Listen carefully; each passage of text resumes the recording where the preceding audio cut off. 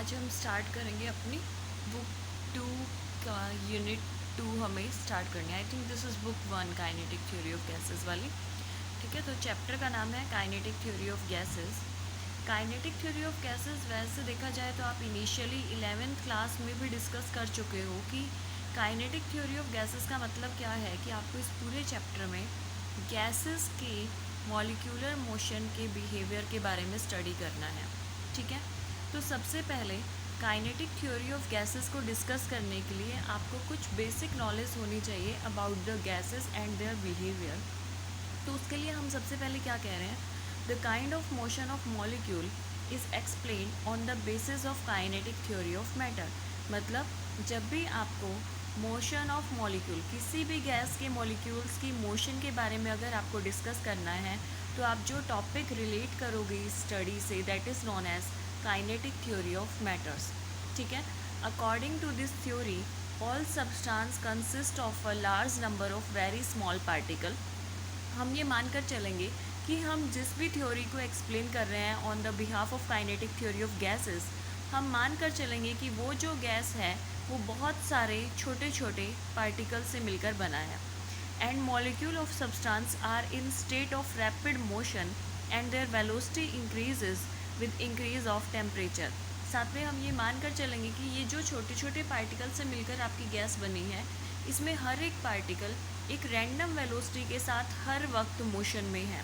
ठीक है, और ये जो इनकी मोशन है या ये जो इनकी वेलोसिटी है, वो जो वेलोसिटी है वो टेम्परेचर को इंक्रीज़ करने से आपकी वेलोसिटी भी इंक्रीज़ हो जाती है।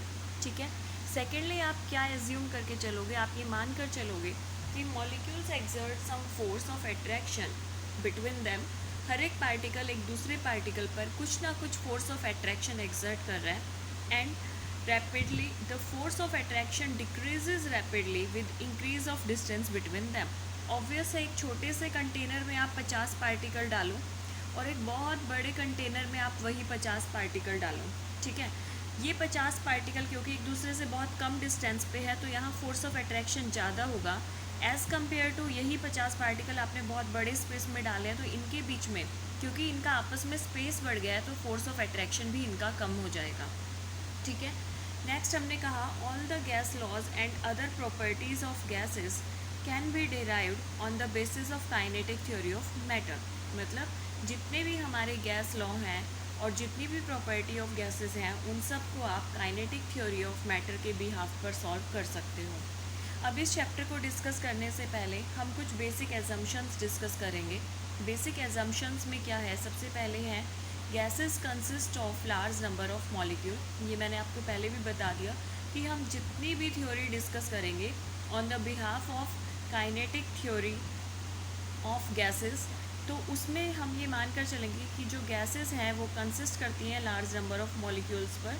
ठीक है, small size as compared to distance between them. हम ये मानकर चलेंगे कि हर एक पार्टिकल का खुद का जो साइज़ है वो बहुत छोटा है as compared to the separation between the molecules.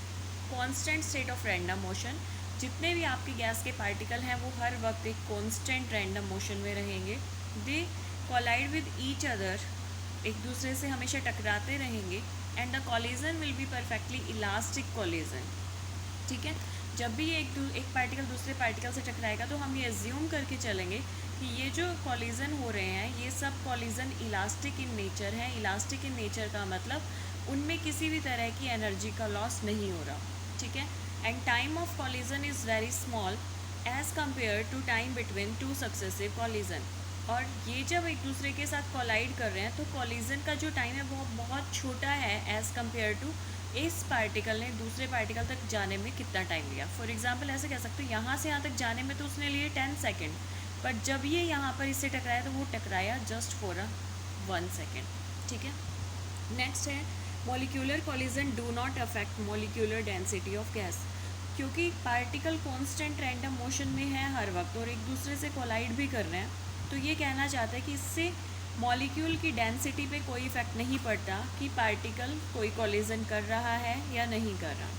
फिर हम डिस्कस करते हैं mean free path. Mean free path का मतलब क्या होता है, मान लो ये आपका कोई कंटेनर है। ठीक है, आपके पास बहुत सारे पार्टिकल हैं इस पार्टिकल ने यहाँ तक जाने में पार्ट ट्रेवल किया λ1, हो सकता है यहाँ तक जाने में किया λ2, देन यहाँ तक किया λ3। तो इस तरह से पूरा रैंडम मोशन करके λ4 λ5 पार्टिकल एक पोजीशन से दूसरी पोजीशन तक जाने में जितना भी पार्ट ट्रैवल कर रहा है उसका जब हम मीन निकालेंगे तो that is known as mean free path. तो देखो मीन निकालने का तरीका क्या होगा, मान लो फर्स्ट सेकंड में λ1 डिस्टेंस ट्रैवल किया, सेकंड में λ2, थर्ड सेकंड में λ3 एंड सो ऑन। तो इस तरह से जो टोटल मीन फ्री पाथ है वो हमने लिखा to sum of all the distances divided by total time taken by the gas molecules. Next एक एजम्पशन हमारे पास रहेगा कि square of mean velocity will depend directly on temperature, मतलब जैसे जैसे आप टेम्परेचर बढ़ाओगे पार्टिकल की मॉलिक्यूलर स्पीड वो जो है वो बढ़ जाएगी। ठीक है, अब हमारा नेक्स्ट और मोस्ट इम्पॉर्टेंट टॉपिक है, श्योर है 100% एग्ज़ाम में ये टॉपिक आपका रहता है। ठीक है, तो देखो टॉपिक का नाम है expression for pressure of a gas. आप मान लो कि आपके पास एक कंटेनर है, उसमें आपके पास कुछ मॉलिक्यूल्स हैं, उनमें से एक मॉलिक्यूल हमने यहाँ रिप्रेजेंट किया है। एक्स एक्सिस के अलॉन्ग जब वो चलता है तो स्पीड u1 है, वाई एक्सिस के अलॉन्ग v1 है और जेड एक्सिस के अलॉन्ग w1 है।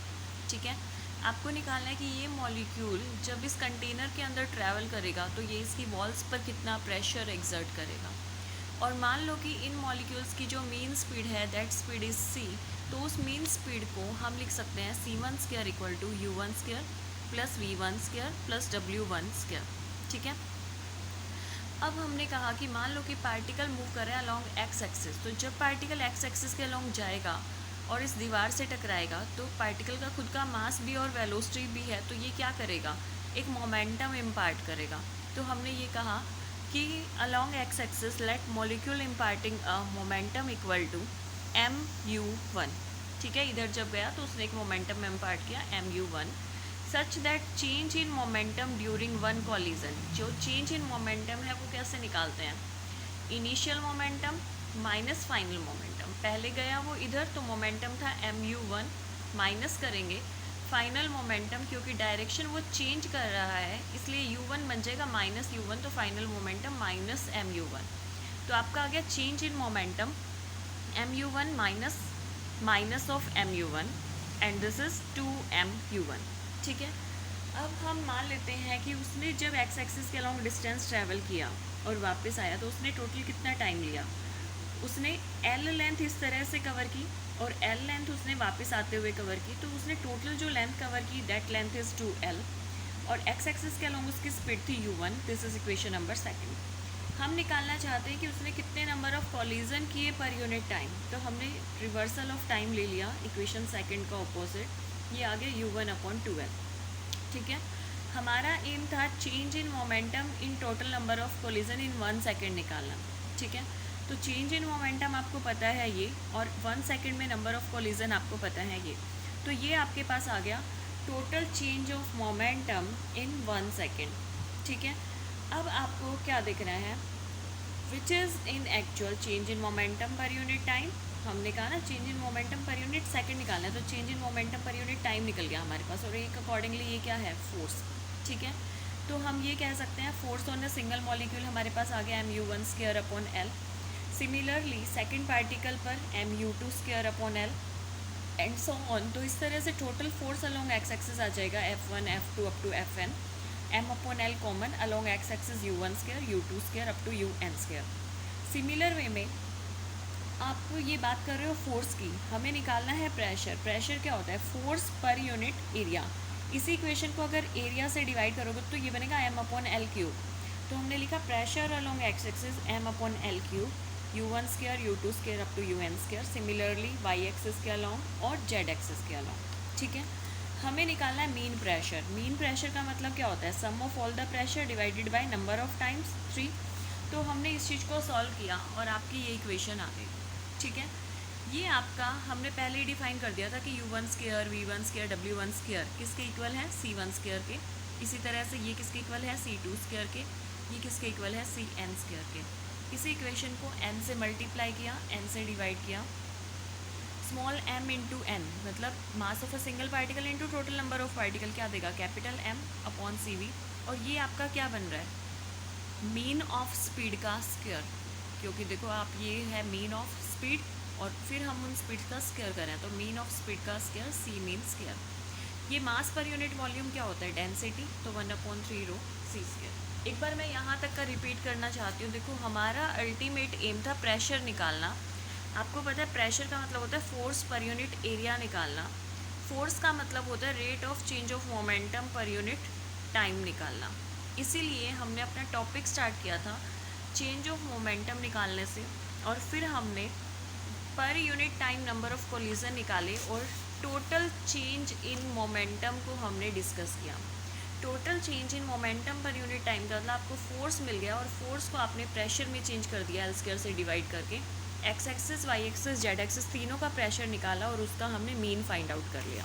ठीक है, मीन निकालने के बाद क्योंकि हमने ये स्टार्टिंग में माना था कि सी मीन का square u1 square v1 square w1 square के टर्म में है, तो हमने इस तरह से लिखा और हमने इस एक्सप्रेशन को डेंसिटी के टर्म में चेंज कर दिया। इसी एक्सप्रेशन में अब आपको मिल गया pressure is equal to 1/3 rho C square. इसको 2 से मल्टीप्लाई 2 से डिवाइड किया और इस 2 को बाहर रखा तो अंदर बचा 1/2 रो सी स्क्वायर। और ये जो 1/2 रो सी स्क्वायर होता है this is the energy of gaseous molecule. Generally तो एनर्जी होता है हाफ एम वी स्क्वायर, तो यहाँ क्या है हाफ मास पर यूनिट वॉल्यूम। यूनिट वॉल्यूम मतलब 1 यूनिट मानोगे तो 1 हो गया, और v जो है वो c स्पीड से रिजेंबल हो रहा है। इसका मतलब क्या हुआ कि जो प्रेशर ऑफ ए गैस है that is numerically equal to 2/3 times of mean kinetic energy per unit volume of gas. मतलब pressure of a gas is 2/3 times of mean kinetic energy of gas. ठीक है, अब देखो हमने फिर से क्या किया, एक बार ये इक्वेशन उठाई कि pressure is equal to 1/3 m/v C mean square. ठीक है, इस v को दूसरी साइड लेकर गए तो ये बन गया pv equal to 1/3 mc square. हमें पता है pv किसके इक्वल होता है RT के, according to ideal gas equation. तो हमारी इक्वेशन आ गई 1/3 mc square is equal to pv को रिप्लेस कर दिया RT से। ठीक है, तो ये हो गया 1/3 mc स्क्वायर RT, हाफ से यहाँ मल्टीप्लाई किया, हाफ से यहाँ मल्टीप्लाई किया, ये हो गया half M C square upon N, और ये 3 हम उधर ले गए, ये हो गया 3/2 RT। दोनों साइड हमने डिवाइड कर दिया n से। ठीक है, ये आप देख रहे हो R/n किसके इक्वल होता है k, that is known as Boltzmann constant. और ये हो गया हाफ कैपिटल M को कैपिटल N से डिवाइड किया तो mass of a single particle आ गया इंटू सी स्क्वायर। इसका मतलब क्या हुआ, half M C square is the average kinetic energy per molecule, क्योंकि हर एक पार्टिकल की एवरेज काइनेटिक एनर्जी होती है half kT। Degree of freedom 3 होती है तो एनर्जी बन जाती है 3/2 kT, और वो एनर्जी इक्वल है हाफ एम सी स्क्वायर के। और यहाँ से आप देख पा रहे हो कि C square is directly proportional to T, और यही हमने एक बेसिक एजम्पशन माना था काइनेटिक थ्योरी ऑफ गैसेस में। तो ये टॉपिक बहुत इंपॉर्टेंट है, आप अच्छी तरह से इसको प्रॉपर वे में करोगे।